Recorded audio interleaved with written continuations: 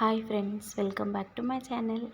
ఇక్కడ నేను కొత్తిమీర పచ్చడి రెడీ చేసుకోవడం కోసం అయితే కొత్తిమీర, కొంచెం పుదీనా, పచ్చిమిర్చి అండ్ టమాటా అయితే వాష్ చేసుకొని పక్కన పెట్టేసుకున్నాను. ఇప్పుడు ఒక గిన్నె తీసుకొని దాంట్లో ఆయిల్ వేసుకొని పల్లీలు అయితే వేపుతున్నాను. ఈ పల్లీలన్నీ వేగిపోయిన తర్వాత దాంట్లోనే పచ్చిమిర్చి అయితే వేసుకుంటున్నాను. పచ్చిమిర్చి కూడా చాలా కనబడుతున్నాయి కానీ అసలు కారమే లేదు అది. కానీ దీంట్లో మన చింతపండు వేసి ఉంటే అసలు టేస్ట్ అయితే ఇంకా వేరే లెవెల్ ఉంది. అవి రెండు వేగిపోయిన తర్వాత వాటిని మిక్సీ జార్లో వేసుకొని మళ్ళీ దాంట్లోనే టమాటా అయితే వేసుకున్నాను. ఇవి కూడా కొంచెం మగ్గిన తర్వాత మన మెయిన్ ఇంగ్రీడియంట్ వచ్చి కొత్తిమీరే కాబట్టి కొత్తిమీర అయితే వేసుకున్నాను. ఇంకా టమాటా, కొత్తిమీర దాంట్లో ఉన్న వాటర్ అంతా పోయి కొంచెం ఇట్లా మగ్గిపోయిన తర్వాత ఇవి రెండింటిని కూడా పక్కన పెట్టేసుకున్నాను.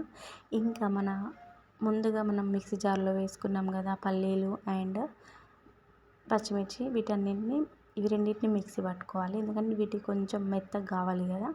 తర్వాత మళ్ళీ దాంట్లోనే టమాటా, కొత్తిమీర, జీలకర్ర, సాల్ట్ అండ్ వెల్లుల్లి అయితే వేసుకొని మిక్సీ అయితే పట్టేసుకున్నాను.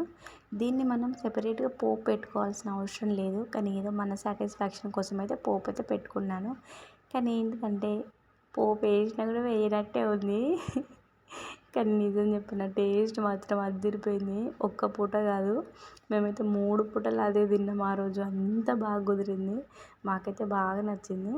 నాలాగా ట్రై చేసిన వాళ్ళు ఉంటే కామెంట్ చేయండి. ఈ వీడియో మీకు నచ్చితే లైక్ అండ్ సబ్స్క్రైబ్.